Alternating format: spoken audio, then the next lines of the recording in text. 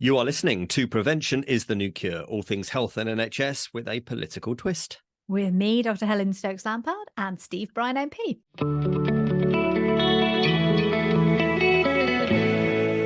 Hi, Helen. This is episode 21 and the first of 2024. I know.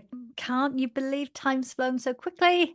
Christmas gone in a flash. I know it has, hasn't it? Last time we were on the podcast seems ages ago. It was only a few weeks ago, but we had Charlie Bethel on, who runs Men's Sheds, and I've been in touch with a few men's sheds in the constituency since who've heard it, and I'm going to visit the one in Alresford, which I said I think on the last podcast I was going to do. But he was good fun, Charlie, wasn't he? We had a lot of feedback from that.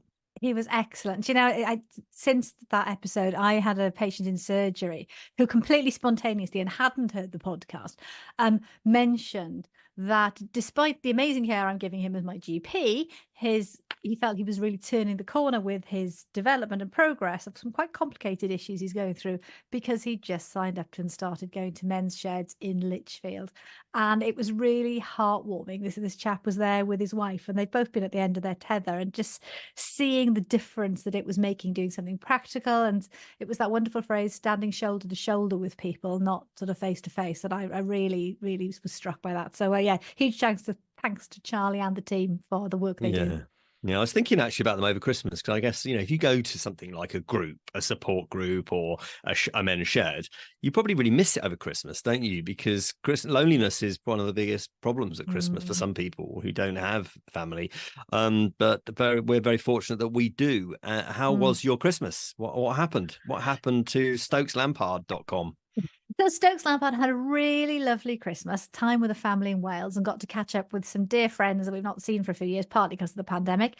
But their New Year got messed up quite big time because COVID struck my family yet again. But we'll come on to COVID later. But yeah, so all changed for New Year, but had a very pleasant time despite that, and despite the hideous weather. What about you, Steve? What did you get up to? Yeah, we did a bit of travelling, really. So we were down in Devon in Exeter with my sister-in-law and her family.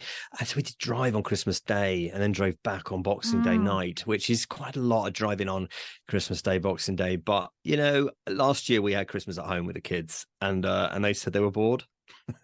Charming, isn't it? So if I think back to Christmases past, what were the ones I enjoyed the most? It was when I was with my cousins, boxing and punching each other and stuff. So not that happened, not that we saw, but they did that. They got to hang out with their cousins, and Monty got to see his cousins. So Monty being my Black Labrador for new listeners, he got to see his cousins, which he enjoyed very much. And I guess Monty adores Christmas, all the people, all the presents. Does like Christmas. He has a stocking that says Santa Paws, and nice. In the weeks leading up to Christmas, it comes out, and he knows exactly what it is, and it gets hung up by the fireplace with the kids' stockings, and he nudges it all the way until Doggy Santa comes and fills it up with treats. In fact, he's still got a present unopened from the stocking because, unlike children, Monty can't sort of be trusted to open his presents and then just gently play with each of them or eat a bit from each packet. It just all goes down at once. So we ration him. So he's on the chicken meat filled bone at the moment. Nice. Very tasty. He's currently gnawing at it underneath my desk as we're on the podcast. So if you hear noise, that's what it will be. So no, he's had a good time. Well, he did on Christmas night. He got something in his ear. We don't know what it was. I mean, a spider or a bug or something goes in his ear, and he had a massive panic, flapping the ear, tilting the head, rubbing the head against me. So I don't know, something in the ear. But I took him out in the wind. It seemed to blow it out. Very scientific. No, I know. Call me a vet.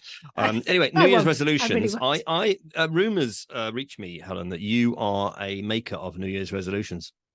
It's not really. I'm not a fan of making resolutions I can't keep. I think that's the key thing. I'm not one of these who'll make completely unrealistic resolutions and then break them 2 weeks later. I like to try and commit to doing the healthy stuff that I should be doing anyway, but has lapsed, particularly in December. So it's going to be back to being strict about the 16-hour fasting. So my husband and I, early last year, moved to not eating before noon each day and not eating after 8 o'clock in the night. So effectively, you only eat between noon and 8 p.m. So you have 2 meals a day instead of 3. The Jeremy Hunt diet. Is it? That's what he does. He doesn't eat breakfast. And And I mean, I've always been a massive breakfast person all my adult life, so it was quite a change. But we both actually feel better for it. Not necessarily lost any weight on it, but certainly works there. But also, keeping alcohol is more occasional for a treat. And the other one is rationing chocolate. Now, I'm not the greatest sweet tooth in the world, but when chocolates are just sitting around, the temptation is to just pick at them. And so rationing them, chocolate becomes dessert for the next however long the chocolates last. The problem is there's an awful mountain of chocolate in our house at the moment. Suspect it'll get taken into work and offered round. How about you? What about you? Well, I should have said Happy New Year at the start, shouldn't I? You should. What I actually say is with best wishes for the new year. Because somebody said Happy New Year to me, my wife actually, and I said, well, that remains to be seen. Which is rather a grumpy response, isn't it? That is pretty grumpy. But I mean, I'm just saying, that it does remain to be seen whether it is a Happy New Year, doesn't it? She said, "Oh well, what the real expression is, of course, is wishing you a Happy New Year." Yeah. So that's why that's what I'm grumpily responding on that. Moving swiftly on. Anyway, New Year, same issues. We are, as we record, in the midst, just at the start of another junior doctor strike. This time a 6-day one, scheduled for 6 days. Anyway, I can't believe that we're at this. We've got to this point. I'm so sad about it. No, I hear you. But I suppose the challenge is that they're not asking for a 6 or 8 or 9 or 10% pay rise. They're asking for a 35% pay rise. Now, this government is not going to do that. The next government, if it were a Labour government, Wes Streeting, Keir Starmer have been very clear they're not going to do that. So I guess the BMA trade union leadership have got two choices, really. They either climb down, call off the strikes and talk, or they go on strike forever, because the Secretary of State was very clear that they stop the strikes, they'll be around the table within 20 minutes and they'll be talking. And it seems that she has an offer to make. And listening to the BMA on day one of the strike, which as we record, this is Wednesday, there's a slight softening in the line, and that they're talking about restoration, pay restoration over a number of years, because they say there's been a 35% pay derogation. So what I'd like to see is I'd like ministers to acknowledge there's been pay derogation over the years, because there undoubtedly has, from the financial crash onwards, for all sorts of perfectly understandable reasons. And I think it would be intellectually sensible to acknowledge that. Well, they've done it for consultants. Yeah, exactly. And I do think that, I don't know whether you saw Pat Cullen's New Year message to the Royal College of Nursing last week. I was on some of the media talking about that. But, she's talking about renewed strike action for the nurses. There's no question. I think we talked about this on the last pod, that the nurses are furious. Yeah. The nurses are furious about the consultants' pay deal. And it sort of radicalized them in a way. The junior doctors presumably are, they're ongoing furious, right? And so there does seem to be a kind of increasing radicalization, activism across the health unions at the moment, where they're sort of almost encouraging each other.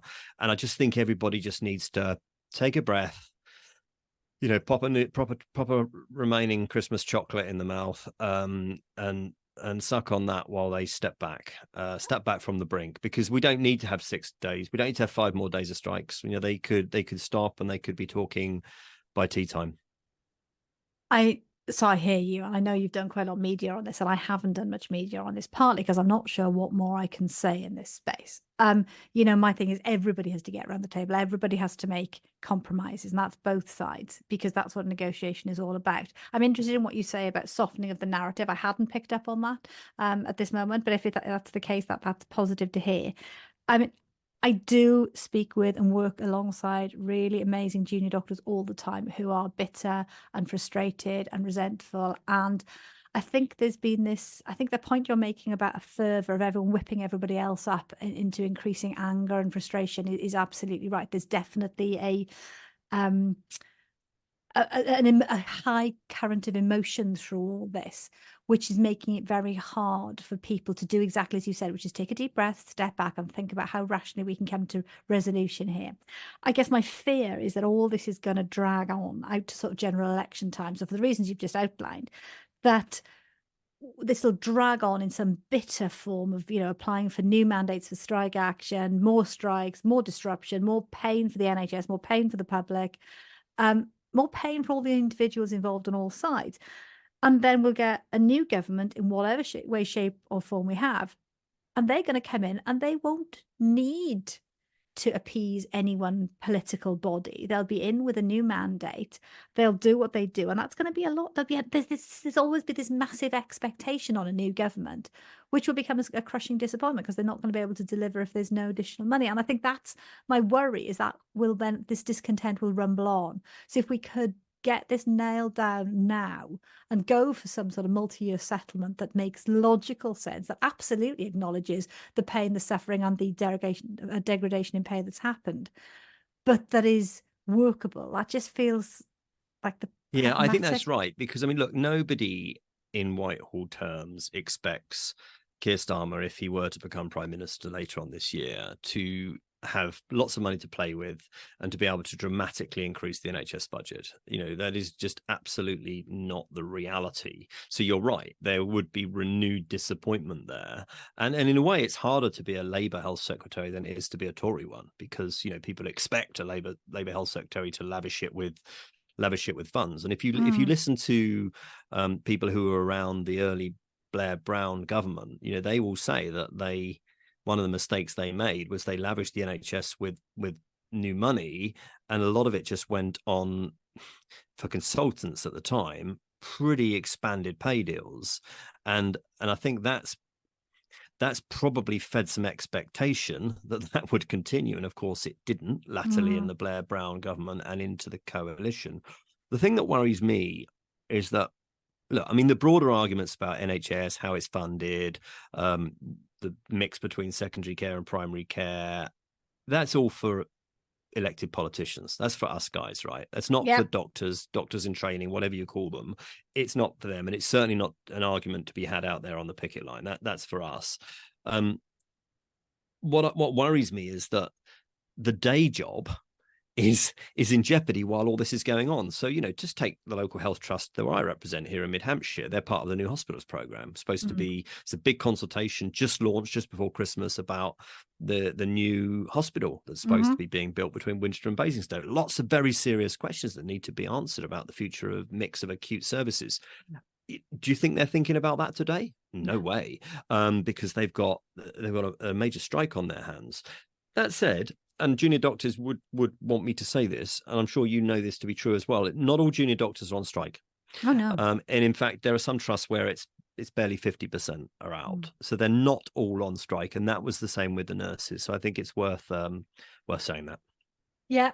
Let's move on from strike action, Steve, because we've been here before. Yeah. Select committee. So I suppose this links in a way to that, is that just before Christmas we had a busy week. So we had the new Secretary of State Victoria Atkins in before us. We covered a wide range of issues. We kept being interrupted by votes, which happens when you're holding select committees when the House is sitting downstairs.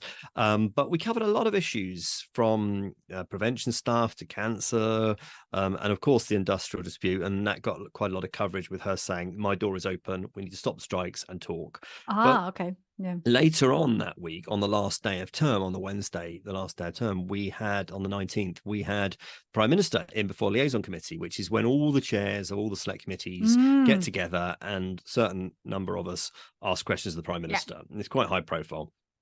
And I was asking him about industrial action, and he fully admitted that it was seriously harming his cut the waiting list pledge, and reiterated what I just said, the Secretary of State. And also I asked him about dentistry, and we might touch on that a bit later on, but I asked him about that, which in my view, controversial statement coming up, in my view, the problems with dentistry, NHS and private, is more of a political problem to this government than the waiting list.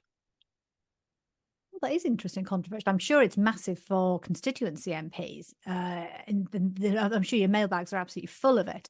As a GP, dental challenges, community dentistry is an absolute nightmare, because a not insubstantial proportion of my working week gets taken up with dental related issues, because people can't find an NHS dentist. They can't afford a private dentist. They're in pain. They need help. And so we have to see them and just do what we can, even though it's not in our contract. We're not resourced or trained to do dental care. We just do it as like Good Samaritan, effectively.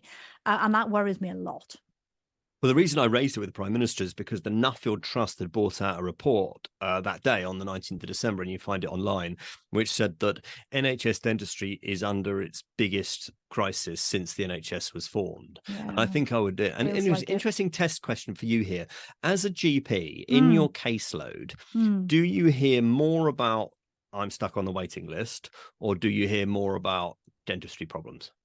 I hear more about waiting lists, actually, because people expect me to be able to do something about the waiting list, whereas they don't expect me to be able to fix the dentistry problem. If only that principle applied to MPs. I hear about it all, most of which I can not control. But it's the opposite for MPs.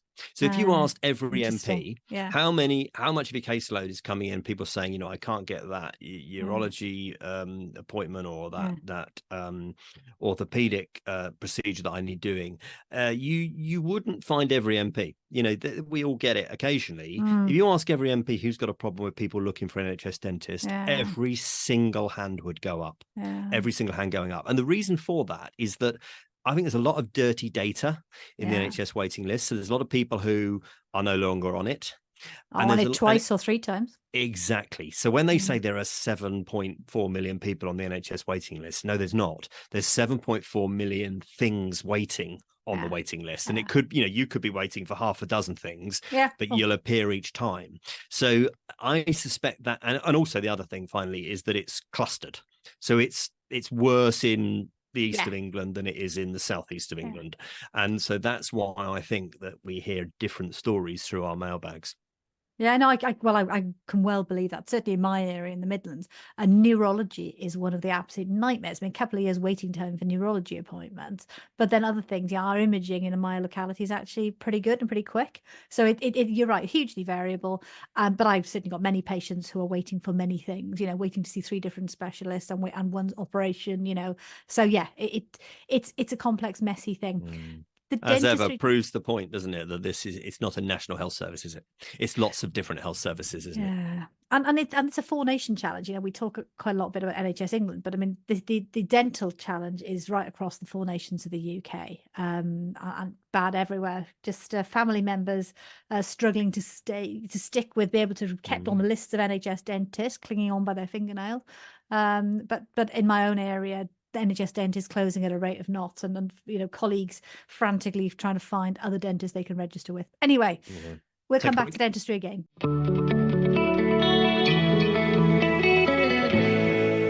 Okay, welcome back. We are going to cover some health stories now that we've spotted between us we'll flag these up, don't we, on our WhatsApp group, so we see a health story. RSV jab could cut baby hospital admissions by more than 80%, study suggests. What is that story, Helen? This is a really positive story. Vaccination is one of our perennial topics. The best way to prevent disease is to prevent it ever happening in the first place, not just early detection.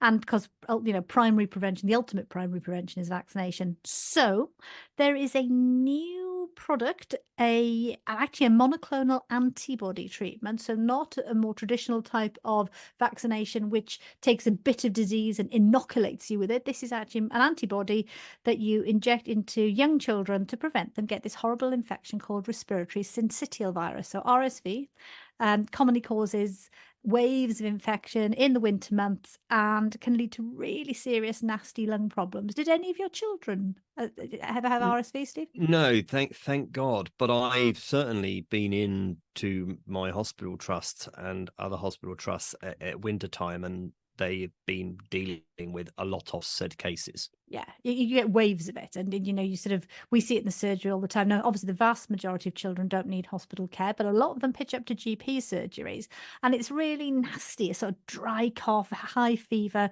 breathing challenges can be quite frightening. Well, it can be very frightening for parents. And my understanding is that about 30,000 very young children, babies are admitted to hospital every year. So if we can reduce admissions by in the order of 80%, that's a massive saving in terms of the stress and anxiety and ill health, but also saving for the NHS as well.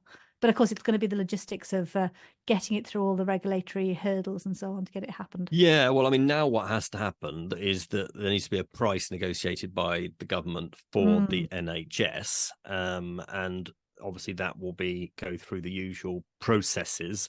It needs to, and it's not going to make any difference now for this winter, of course, but fingers crossed it might for next. And just going back to our first conversation about, the junior doctors strike and the pressure on acute trusts, which are running very hot. They're running at full plus capacity today and their busiest time of the year. Then just think, as you just said, if you can massively reduce admissions for something like RSV, then prevention is the new cure. Somebody once said that. But, to make a great name for a podcast. It would, wouldn't it? So anyway, we always try and reference where we read these things. It was obviously in a lot of the daily press and it was on the media, but it was actually a study in the New England Journal of Medicine. Yeah. It's called the Harmony Study. Involved 8,000 children, as you say, up to the age of 12 months. So if people want the proper information, unfiltered by the media, New England Journal of Medicine. Which is one of the great and highly regarded Very journals. much so, yeah. Yeah. Next. Okay, Steve, are you a sweet or a savoury person? We've had this conversation before, I think. Sweet. You see, I'm savoury. We did Secret Santa on Christmas Day at my family, and there was a Secret Santa WhatsApp group, of course. I don't know why, because surely that defeats the whole object. Anyway, and all I posted on there was, I like sweets. And so when I opened my Secret Santa, there was some treats in there. Well, actually, we do Secret Santa at the surgery, which is quite a major endeavour by one of our receptionists to organise. About 35 of us, I think, participate in that, but with a very, very strict limit of a £5 of what you can spend it on. Anyway, I hope the person I bought for likes what they got, and I had some very nice hand wash and hand cream, but that's not edible. Oh, I hate hand cream. Anyway, another story anyway, for another day. I'm a savoury person, and I love cheeses. Yes. Pate, the sort of thing, olives, all the umami kind of flavours. That's me. And dessert's very nice, but I was a bit upset to hear about the big news about E. coli infection in cheeses. Did you pick up on the massive recall of, I think it was Mrs. Kirkham's cheeses before Christmas? Yeah, poor old Mrs. Kirkham. She's had a bad Christmas. She's had a really bad Christmas, absolutely. So they've recalled a load of her cheeses? Yeah, they did. And what's difficult to work out, and I haven't really picked up what the truth behind this is. So E. coli is a really horrible food poisoning infection, can be fatal. And in fact, one person has died in Scotland from it. There have been 30 confirmed cases of this very specific subtype, an aggressive subtype of E. coli in recent months, I think since the autumn. So I just... it's always very disappointing when your favourite food turns out to be a bit nasty. So E. coli has been a one to watch out for, but all the usual stuff with food poisoning, about being particularly careful with hand hygiene, particularly careful with cooking things, and vulnerable people should not be eating unpasteurised products. So presumably that's pregnant women, people with the weakened immune system, etc. Absolutely. So pregnant women and the very young children, and people who essentially were on the shielding list before for the pandemic. It's not a bad gauge as to whether you're vulnerable or not, but weakened immune system, you'll know it. You'll have been told if you're on chemotherapy about avoiding certain things. Yeah, no, that is a nightmare. I do love cheese. I particularly like Vacherin, which is that runny cheese that comes in a little round wooden box. Yeah. But what will happen is I'll buy it, and my wife will only allow it if it's in a tub, in a sealed tub. And even then, apparently, it's very unsociable and antisocial. So what will happen is I'll go out, and then when I come home, I'll find it's been put out on the patio. Yeah. You know your place, don't you, Steve? I do. So I have resorted previously to sitting out on the patio with my cheese and my biscuits. What a tragic image that is. But anyway, I didn't actually get any this Christmas because we were at a Christmas market, the infamous Winchester Christmas market, and I saw it Vacherin on sale. I said, "Can I get some Vacherin?" And she said, "Well, she pretended not to hear me." So I got the children to ask, and the answer came back, "No." No. So anyway, but actually, more tummy stuff. I picked up on another gut problem. Have you heard about this one, about Shigella? The Shigella, yeah, I did see this. Yeah, so the UK Health Security Agency, again, isn't it, have been reporting a concerning rise in Shigella cases, which is a gut infection that causes diarrhea, stomach cramps, and fever. Since the beginning of 2023, the number of extensively antibiotic-resistant Shigella cases has increased by 53%. Yeah, Blimey. yeah, it's a pretty unusual, uncommon infection in the UK. It's what we would think of as traditionally dysentery, and it can lead to things like bloody diarrhea and so on. So it's a pretty miserable thing. But usually it responds well to antibiotics if people have it badly. And what's worrying about this one is it's a multiple drug resistant version of Shigella. And interestingly, there's been a cluster in gay, bisexual, and men who have sex with men.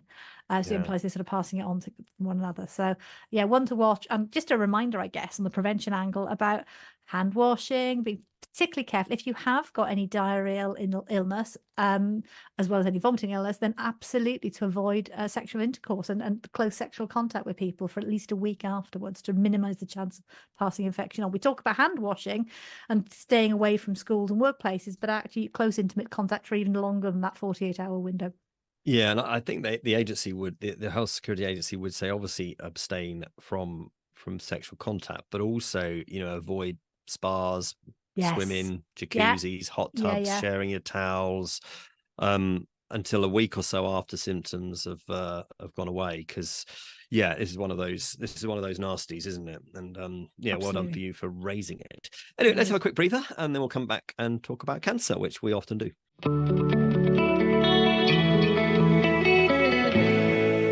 So, excellent news on cancer testing over the past year, Helen. I don't know whether you saw this story. It was well reported over Christmas. Yeah. Almost 3 million people were seen for an urgent cancer check over the last 12 months. So throughout 2023, new figures from NHS England. The number being tested has increased by more than a quarter compared with the same period before the pandemic. This is good. Prevention is the new cure, but also early detection is cancer's magic key, as we like to say.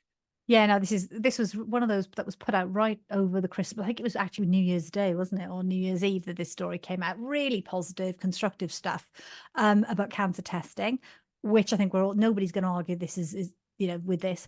I guess there was a pushback from some of the cancer charities. This is all well and good, but there's still a long way to go. And detecting disease is one thing, but there's a treatment backlog that still needs to be dealt with. So, I mean, I think it's terrifying enough waiting for the results of a cancer test. It's bad enough being told you've got cancer, but then a lot of people face delays before starting treatment. So I guess it's making sure that all the parts of the jigsaw puzzle fit together. But this is undoubtedly a good news story, which then just shines a spotlight on other parts of the cancer pathway.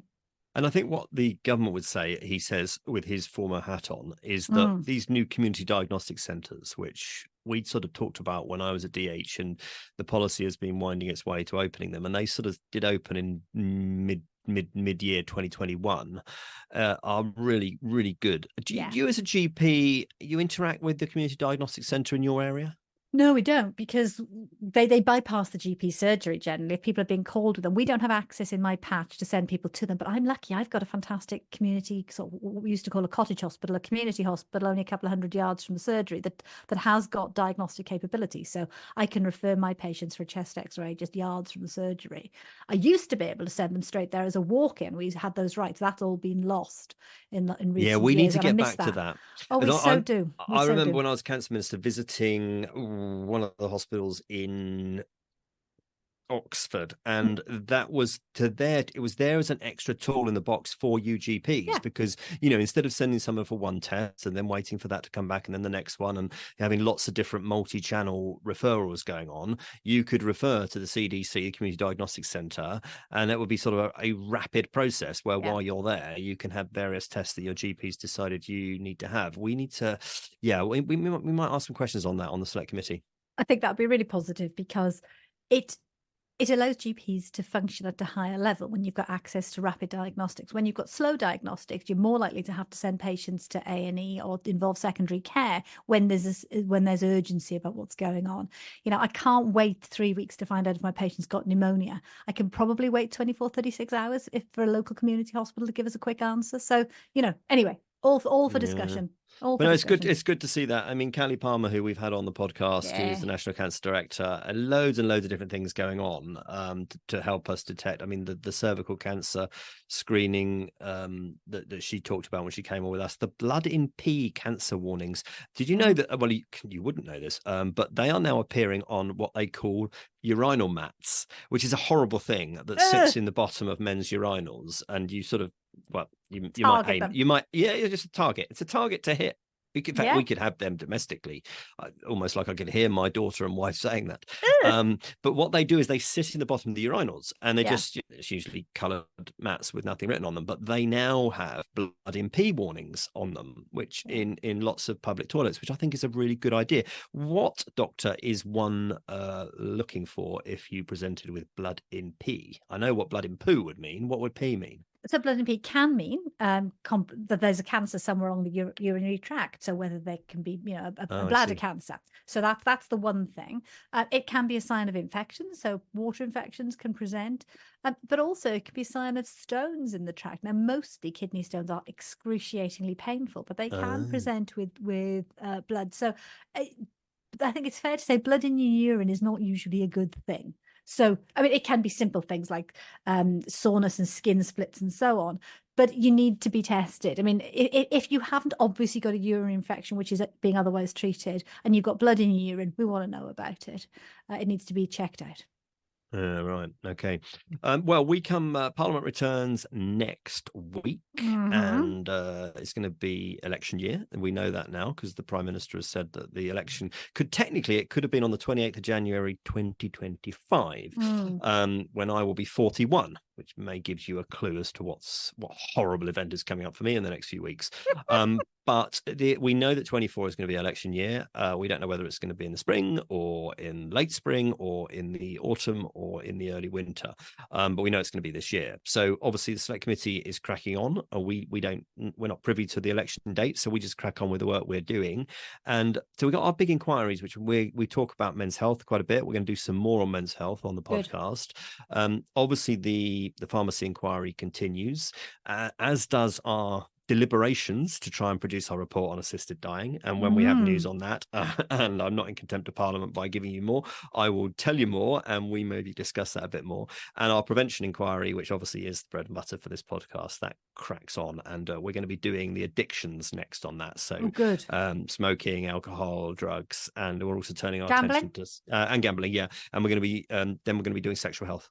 Great. So got quite a lot going on with the prevention inquiry. And we're also going to be doing a bit of work sort of post-Letby, which I think I mentioned last year on the pod, around patient safety / leadership, a sort of working title, I suppose. But, leadership in the NHS. We're going to be looking at that and what that looks like in acute trusts and integrated care systems and all of that jazz. So, we've got one or two things going on.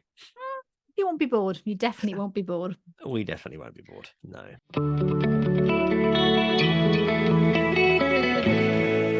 And finally, because I've got to go on the school run, he says, juggling the balls, because I'm still at home at the moment doing what my wife does all the time and complaining about it. And she does it very well. But you spotted this great story about beer goggles. I don't know what that would mean, Helen, but you can enlighten us. So look, beer goggles is the concept that when people are intoxicated, they find other people more attractive than they would otherwise. Yeah. So the alcohol goes in, the ability to determine attractiveness goes down, and people do things they might not otherwise do. Now, the great research team at the University of Portsmouth have undertaken some formal research of the beer goggles and discovered it's a fat myth. Apparently, we retain our ability to distinguish people's level of attractiveness despite the alcohol. So there's plenty of other silly things people do when they're intoxicated.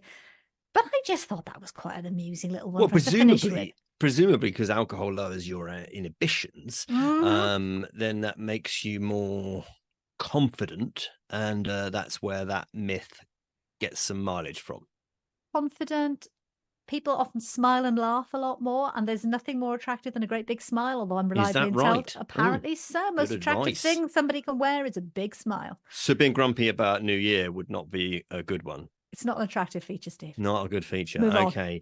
No, moving on. Anyway, so COVID's on the rise again. Yes. I just wanted to raise that just before we close. And there's obviously flu out, very nasty flu, isn't there? I mean, I've heard from different people since the world's gone back to work this week a bit, who sort of said, oh, yeah, we had a difficult Christmas because we were all ill. And there's a lot of nasty flu out there. I think that's basically what I had before Christmas when I felt rotten. But that's really putting pressure on the acute system, isn't it?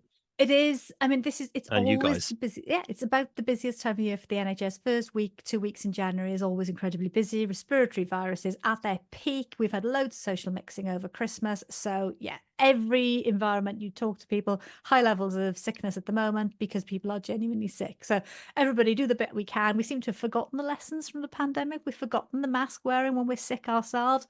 We've forgotten to wash our hands as often. We can all do these little bits and pieces to protect ourselves and others. And if we can sort of, flatten the curve, reduce the peak of it, so not everyone's sick at the same time. So many people had big Christmas parties, which were literally just spreading the viruses, weren't they? And of course, that's what didn't happen over Christmas, which is maybe one of the during the pandemic, which may be one of the reasons why people are suffering so bad now, because they've got such lower resistance to some of these viruses. But I know nothing. Anyway, we got a busy time coming up. So should I tell you who we got coming on? Yes, please. So the new Secretary of State's going to be coming on, hopefully later this month. We're just kicking dates around with her at the moment, but we're really looking forward to talking to her about her new brief. And Sarah Hurley's coming on, who used to be the Chief Dental Officer. So we're talking dentistry a lot earlier on. So Sarah is good fun, and she doesn't mince her words. Like a certain other lady I know on a podcast, and Sarah will be good, and she'll be she will tell it like it is, what she learned from her time as Chief Dental Officer. So there's that, and we're also going to be talking to Harpal Kumar, who, as we know, runs Grail and which is the company doing the Gallery trial, which is the big cancer predictor, which you're obviously involved in professionally as well. So we'll be talking to Harpal.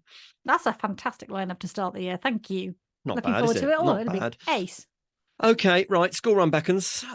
Safe travels. The weather's Thank you very much. Podcast at stevebryan.com. Find us on all the usual social media channels. Please remember to like the podcast, because that really helps. And we will see you next time. Bye, Helen. Take care. Bye.